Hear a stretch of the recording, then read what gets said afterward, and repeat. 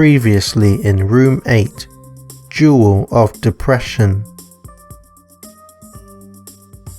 As Dag waited to see his therapist, many thoughts began looming in his mind, such as Garn, the suitcase, and the organization ARC.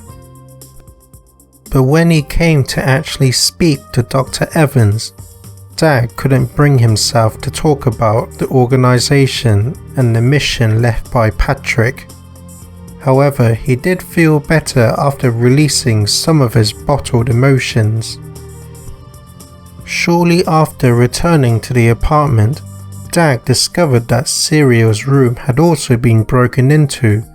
Forcing Garn up to see the room, the bear became ever so angry, which is a sinister side that Dag saw for the first time.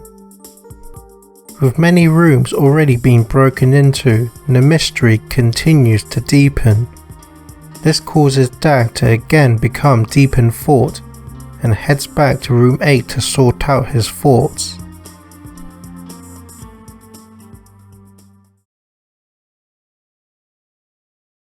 Chapter 7: Below the Ocean Waves.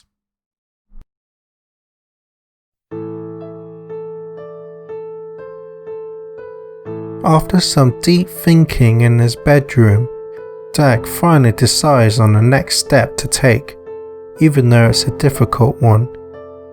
He feels that he's delayed the talk with Garn long enough. With more questions and suspicions surrounding the bear, Dag feels it's time to get some clear answers from Garn. But thinking about speaking to the bear, anxiety again begins to build up in his body. Okay, Dag. Relax. Take it easy.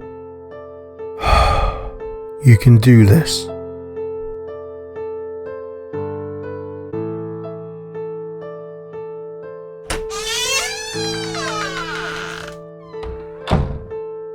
Hey, Guiper. I'm going out for a bit, alright?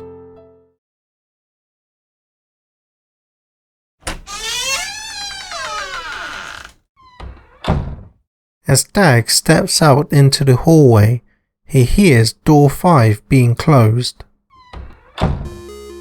Seeing the familiar figure standing outside room 5, Dag asks, Tillium?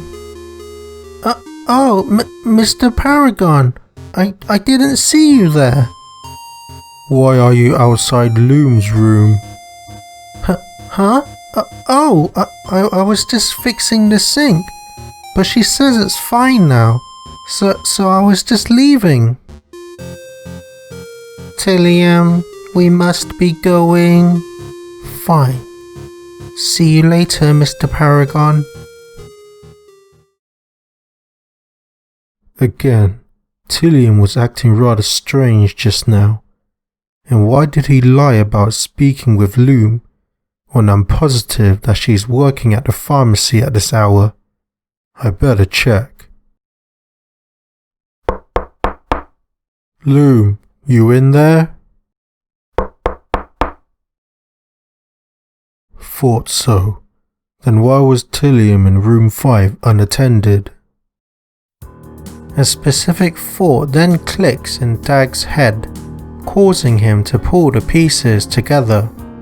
Wait, both mine and Garn's room were broken into, and both still had their doors slightly opened. Also, from what I could gather, Serial's room also had her door left slightly opened. Tillium has a bad habit of leaving doors open. Can it be? Apart from Garn, could Tillium be the other culprit? Upon discovering this new possibility, Dag takes a moment to allow his mind and body to adjust to the new information. Thinking back on it, Dag always felt that Tillium's behavior was odd at times, like changing personality suddenly and acting rather distant towards Proxim. But he never once considered that the boy might be who's breaking into all the other rooms. Dag now feels unsure of what to do. He originally set out to confront Garn and press the bear for the whole truth, but now that Tillium has become a strong suspect as well, Dag ponders to himself in silence. Dag realizes that standing around won't get him anywhere, so he just heads down to the ground floor for now to see what else he can uncover. But just as he steps onto the carpet, Dag hears some small commotion coming from the distance. Quickly grabbing his attention, he slowly peeks his head around the corner of the reception desk and sees two figures standing by the elevator.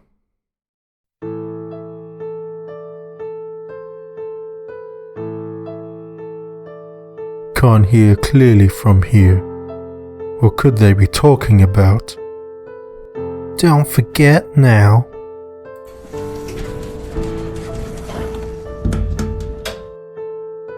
After summoning the elevator, Ricardo steps in and begins heading down to a lower floor. Garn then makes his way back into his own room. Wait, there's an underground? Garn didn't look too happy. Just what were they talking about?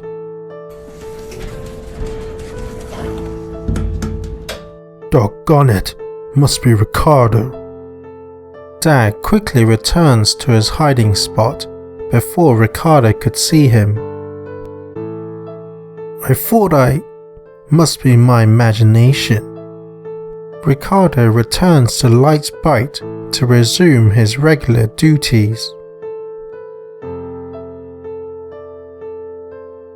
With the coast clear and the elevator door still open, Dag feels that this is his opportunity to see what's below the apartment. However, his fear of electronics stops him from stepping into the elevator. Okay, Dag. Relax. You can do this. Building up his confidence to tackle his fear, Dag slowly steps into the elevator for the first time in his life. Inside, Dag sees some buttons with some particular symbols on them. However, he quickly figures out what they could mean.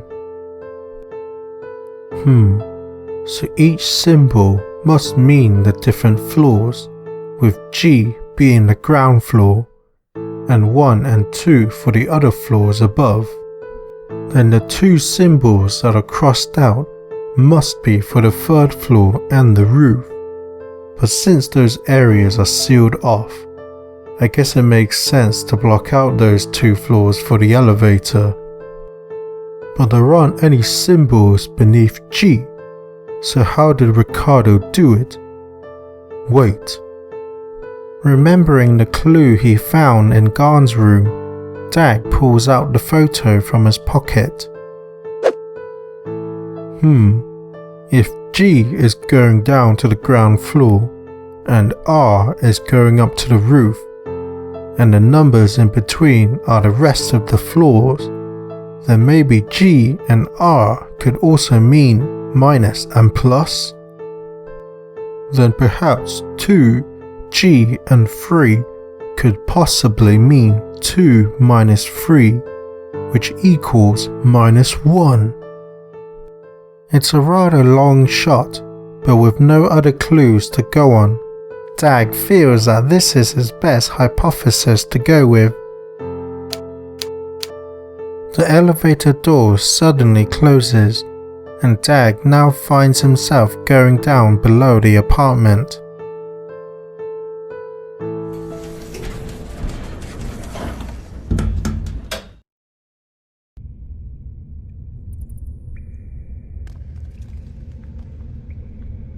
Didn't expect this. Man, I had no idea there was a secret tunnel beneath the apartment. Apart from the sound of the small droplets in the damp cave, Dag can hear some sort of a flame from round the corner. Could that be the sound of a small flame? With the light orange hue of the flame as a guide, Dag slowly heads deeper into the cave. He soon confronts an old wooden door at the end of the tunnel. Wonder how long the flame's been lit like this. More importantly, there seems to be a secret room here.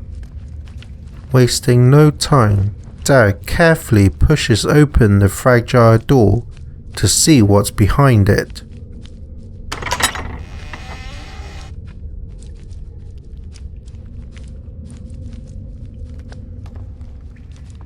Man, all this was hidden beneath my feet. This place looks really old. There's so much dust and dirt in here. Dag inspects the table in the corner and sees that various books are piled on top. Fingerprints. Looks like someone picked up these books recently. Ricardo, maybe?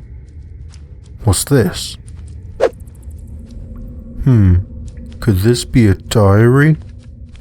Opening the diary, a sketch quickly catches Dag's attention. This looks like a diagram of the weather globe system. Day 1. The weather is getting worse out there day by day.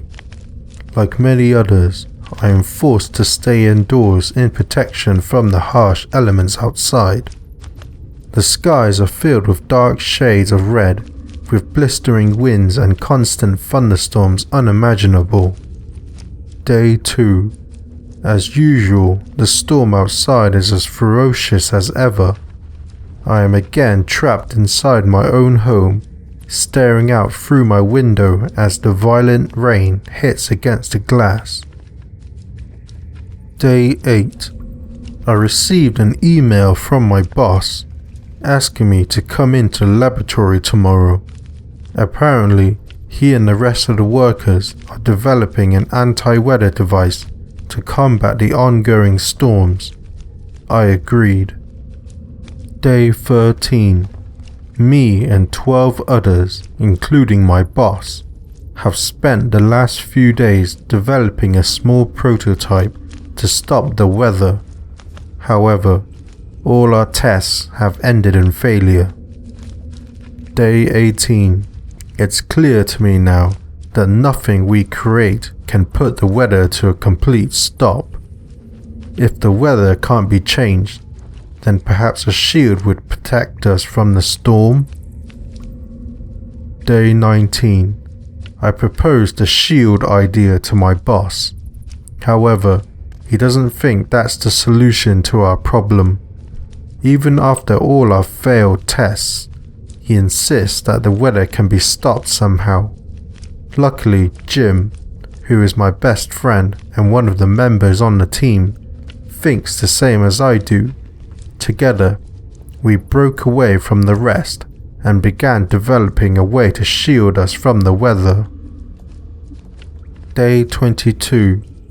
Today, I came up with the idea of creating a large dome that would surround the entire city. This would act as the defense shield against the weather.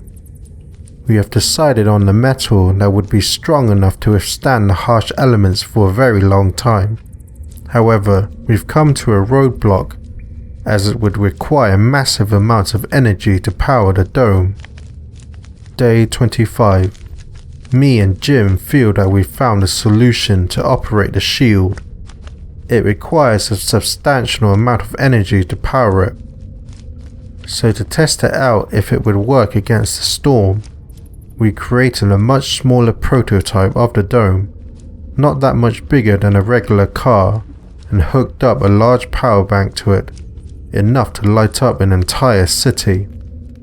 We set it outside for a day, and inside we put a cage containing a rat to see if the weather can penetrate the shield, and if the rat would survive. Day 26. Looking outside for the first time since coming to the lab, I had no idea that the weather has gotten this bad. All the trees and natural greenery have been disintegrated, leaving only a brown wasteland filled with despairing holes, as if raining down acid that melts anything it touches. All the living animals have vanished, leaving no trace of their existence. Even the buildings are beginning to crumble, the gusty winds peeling away the layers of the man-made structures. We decided to take our research underground since the rain affected here as well, but still, we don't have much time left. The test I left outside must succeed. Man, whoever this diary belonged to was the one who created the weather dome to shield us. Could this actually be Patrick's diary? Taking out the memo from the suitcase, Dag compares the handwriting between the diary and the memo. There's no denying it. Patrick was the owner of this diary. Could this underground workplace mentioned in the diary be this very room? Wanting to find out more, Dag quickly turns to the next page of the diary. However, only blank yellow sheets are laid out before him. Looks like the rest of the pages have been ripped out. Doggone it. After putting the memo and diary into his pocket, Dag inspects the other books on the table, but none of them seem relevant to this case. Dag then points his attention towards the crates in the other corner. He sees that fingerprints are also left on the wooden surfaces. Just what was Ricardo looking for down here? Opening the lid of the crate, Dag sees various canvases all piled up together. Flicking through each of them, Dag can't help but admire the paintings on each of them. However, one particular painting catches his attention the most. Wait, I've seen this. It's a smaller version, but could this be a coincidence? Wait, there seems to be some sort of shape under the boat. Looks like a key. Could it? No, nothing here. If it's not here, then what could the shape mean? After feeling the area of the key turning up nothing, Dag again succumbs to his own thoughts. Beneath the ocean waves, and this duplicate painting with a key shaped beneath the boat. Beneath the ocean wave could maybe mean underneath Garn's room, since the bear used to be a sailor. And judging from my position, I'd say I'm right beneath Garn's room. This white key shape is marked on the waves in the painting, which could also mean being in the waves literally. If the key isn't down here, could the white shape mean that it's hidden in that spot? Dag continues to think deeply in his head, trying to solve this riddle. With nothing else to go on, Dag eventually realizes what he needs to do. Right, I think it's time I take another look at that painting in Garn's room. No point staying down here. Wasting no time, Dag quickly makes himself back to the elevator and ascends back into the apartment.